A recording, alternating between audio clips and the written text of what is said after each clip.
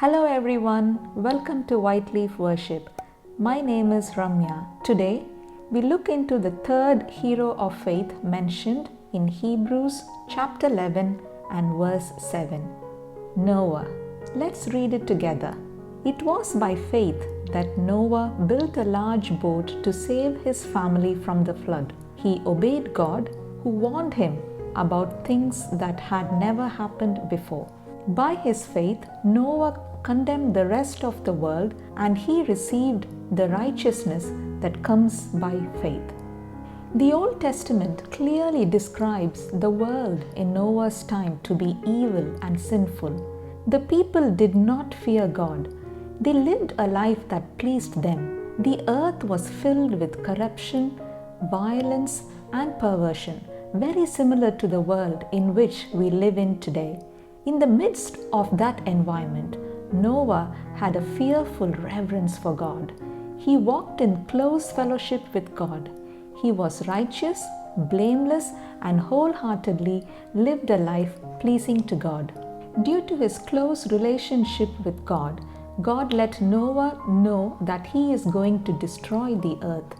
God reveals his plan only to those he is very close with. God then gives specific instructions to Noah to protect and guard him from the destruction to come. God tells him how the ark should be built to protect them from the flood. They were precise and meticulous. In those days, rain was scarce. They were not able to understand the concept of a flood. Noah preached to the people to turn away from evil and turn to God. He warned them about the flood.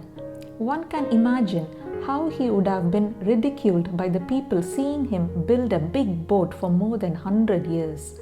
But Noah paid no notice to them. His only aim was to please his God, the Creator. He was a doer and obeyed God step by step. It was a work of faith. You can see that it costs us to serve God, including our time and money. Who do you think paid Noah to buy the materials to build the ark? Of course, he had to use his own resources. It was a massive project. It was a long-term commitment, but he was a man of patience, consistency, and obedience. Hence, God made a covenant with him. Noah and his family were therefore saved from the great flood. So, my friends, we should live a life in acceptance of God's grace. An entire lifetime of obedience and gratitude is very important.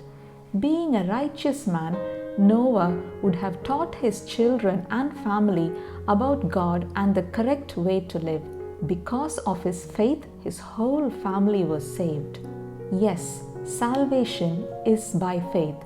My dear friends, as you start obeying God in each and every aspect of your life, you will be different and will stand out of the crowd. Remember, whenever God calls you to do something, at that point, you might feel that you don't have the capacity and the ability to do it. Do not doubt God.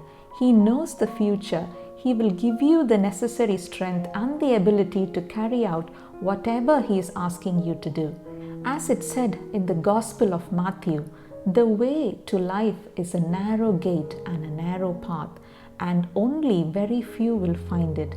Let us strive and be the ones who stick to the way that leads to eternal life. That's all for today. Thank you so much for listening. If you found it useful, please share this video with someone you know who will benefit from this. Take care and God bless you.